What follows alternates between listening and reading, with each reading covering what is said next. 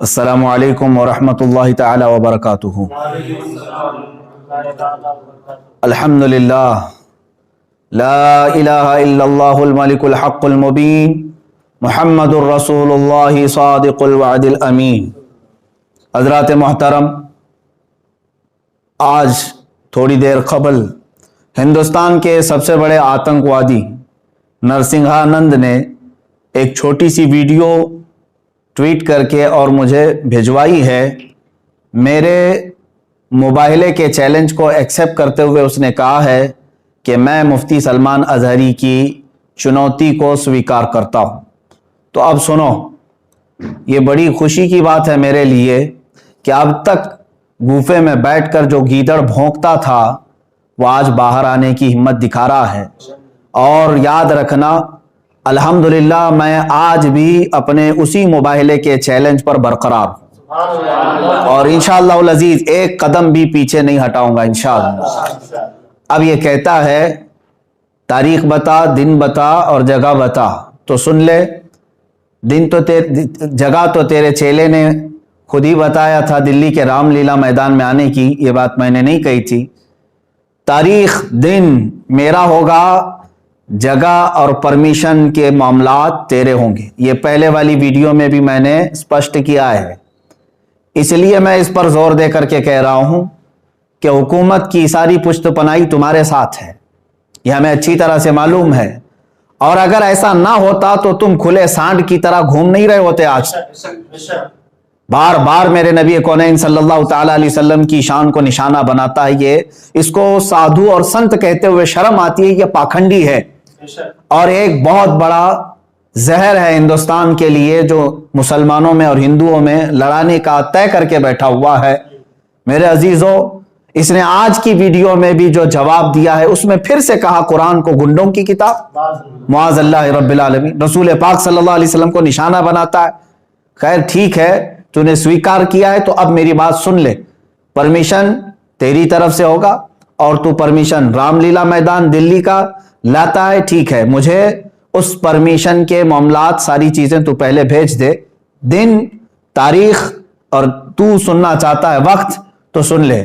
इसके लिए भी और मेरे अजीज मुसलमानों के लिए भी, ऐ मेरे अजीज मुसलमान, तमाम उम्मत मुस्तफ़ा सल्लल्लाहु अलैहि वसल्लम के गयूर मुसलमानों, मैंने तारीख अकाबिरीन से मशवरा करके ये तय किया है, इंशाअल्लाह उल अजीज इसी माह रमज़ानुल मुबारक के 17वीं तारीख को यौम बदर, यौमुल फुरकान, अंग्रेजी तारीख के मुताबिक 30 अप्रैल 2021 को जुमा का दिन आ रहा है। इंशाअल्लाह उल अजीज ये फकीर कादरी हाजिर होगा। दिन फिर से सुन ले, मेरे रमज़ानुल मुबारक की 17 तारीख यौम बदर, यौमुल फुरकान, और 30 अप्रैल 2021 को मैं अपनी जानिब से तारीख तुझे भेज रहा हूं और तू परमिशन के मामलात आज ही से तैयारी करना शुरू कर दे, या जैसे भी परमिशन के मामलात होंगे तो मुझे फौरन जैसे आज वीडियो भेजा है उसी तरह से भेजेगा। और दूसरी बात, अब जो मुबाहिला होगा, जो मैदान में उतरा जाएगा, अब सुन ले उसके मामलात। मैं अपने इस्लामी उसूलों के मुताबिक मुबाहिले के जो उसूल हैं उस पर अमल करूंगा इंशाअल्लाह अज़ीज़। मैं पहले मैदान में उतरूंगा और फिर इत्माम हुज्जत के लिए सामने बैठूंगा। एक बार फिर से तुझे मैं इस्लाम की हक्कानियत, कुरान अजीम की शान, रसूल पाक सल्लल्लाहु ताला अलैहि वसल्लम की अजमत तेरे सामने फिर से बयान करूंगा। और तू फिर से अगर इनकार पर इनकार करता है, रसूल पाक सल्लल्लाहु ताला अलैहि वसल्लम की शान में मुगल्लज़ात बकता है, कुरान अजीम और इस्लाम को निशाना बनाता है, उसके बाद इत्माम हुज्जत खत्म हो जाएगी। मेरी तरफ से जो तुझे इस्लाम की हक्कानियत बतानी थी वो मुकम्मल होने के बाद तू भी बैठ जा, मैं भी बैठता हूं। तूने कहा है ना कोई चीज नहीं लेकर के आऊंगा, देवी को और माँ को अपने अंदर लेकर के आएगा। बहरहाल जिस देवी और देवता की तू पूजा करता, इबादत करता है, तू बैठ करके अपनी देवी और देवताओं को पुकारेगा और मैं अपने रब्बे जुल जलाल खालिक़े कायनात अल्लाह रब्बुल इज्जत को पुकारूंगा और मैं ये अर्ज करूंगा कि ऐ अल्लाह, इसमें जो झूठा है उस पर तू लानत भेज और उसको तू अपने अजाब का निशाना बना दे। इंशाअल्लाह अज़ीज یہ سلسلہ چلتا رہے گا اور اس کے بعد پھر جو تیرے لیے اگنی پریکشا ہے وہ بھی باقی رہے گی انشاءاللہ العزیز۔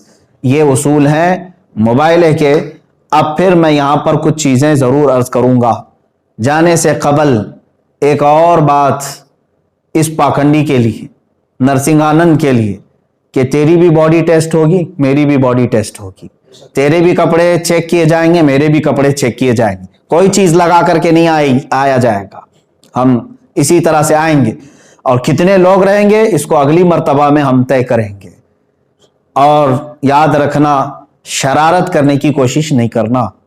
اگر تو اپنے گوفے سے باہر آنے کی ہمت دکھا رہا ہے تو پھر سے میں تجھے کہتا ہوں، بزدلوں اور کائروں کی طرح سے شرارت نہیں کرنا۔ جس طرح تو اپنے گوفے میں بیٹھ کر کے عام بھولے بھالے ہندوؤں کو ہتھیار سے لیس ہونے کی دعوت دیتا ہے، لڑانے کے لیے ابھارتا رہتا ہے، اس طرح اگر تو نے دلی میں رائٹس کرنے کی کوشش کی، ہندو مسلمان فسادات کرنے کی کوشش کی، اس کا سارا ذمہ تیرے سر پر ہوگا۔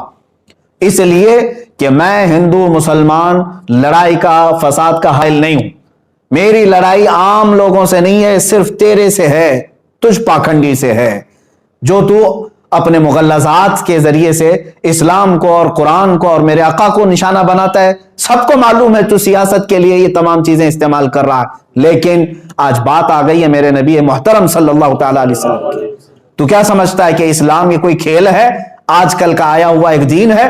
اسلام تو اس دن سے ہے جس دن پہلے انسان نے اس دھرتی پر قدم رکھا ہے۔ میرے رب ذوالجلال کا ہر گھڑی انشاءاللہ العزیز اعانت کا وعدہ ہے قرآن پاک میں، اور مجھے یقین کامل ہے۔ اور جو باتیں مجھے عرض کرنی ہے، پرمیشن تو لے کر کے ہمیں بھیجے گا، اور تاریخ میں نے طے کر دیا۔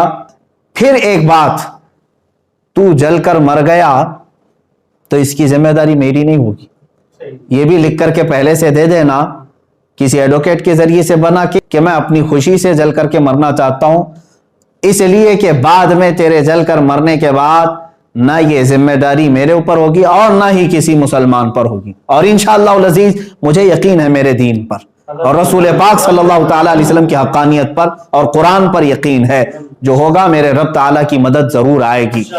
آخر میں اپنے تمام مسلمان بھائیوں سے یہ ضرور گزارش کروں گا، اور علماء اہل سنت سے بھی، کہ جنہوں نے مجھ سے بڑی محبتوں کا اظہار کیا، ہر خانقاہ سے دعا کے پیغامات آئے، اور علماء اہل سنت نے ڈھیروں دعاؤں سے مجھے نوازا ہے، مسلسل میں ارسال کر رہے ہیں۔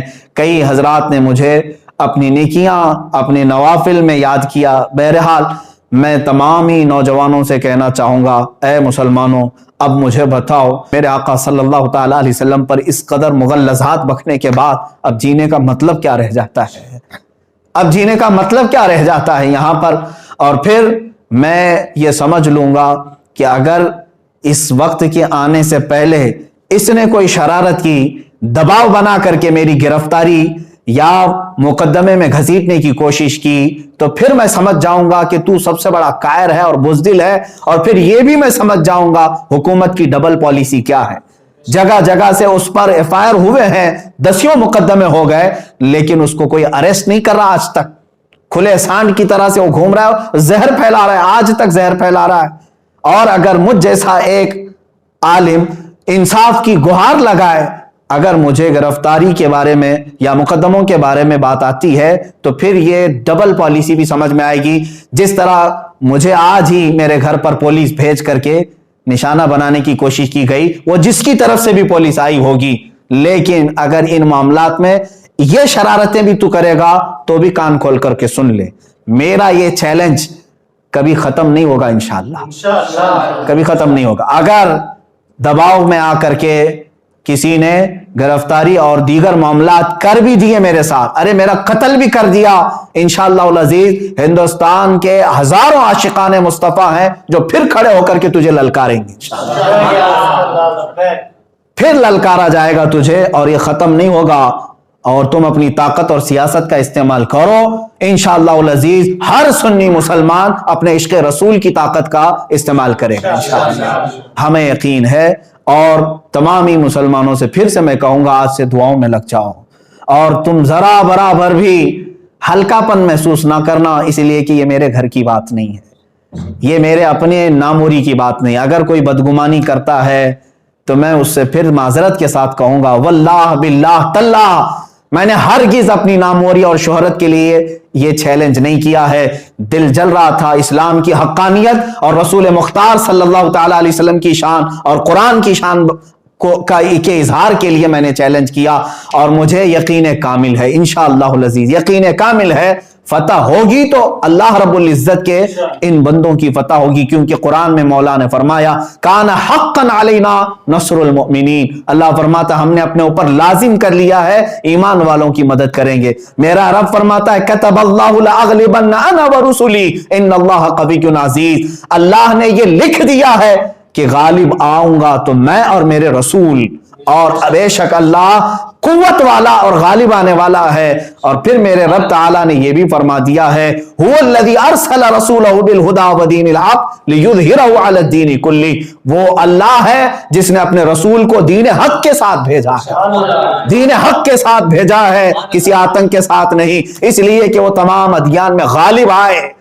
اور میرے رب تعالیٰ کے اس کلام مقدس پر یقین رکھو اے سنی مسلمانوں. اور پھر میں گنگناتے ہوئے یہ پیغام ہر ایک سنی مسلمان سے کہوں گا تم بھی آج سے اس کو ورد زبان بنا لینا, اس لیے کہ رزم گاہ حق و باطل اب گرم ہو چکا ہے. اب حق و باطل کے معرکے کی ان تمام تماشا بین مت بننا, حصہ بننے کی کوشش کرو, حصہ بننے کی کوشش کرو.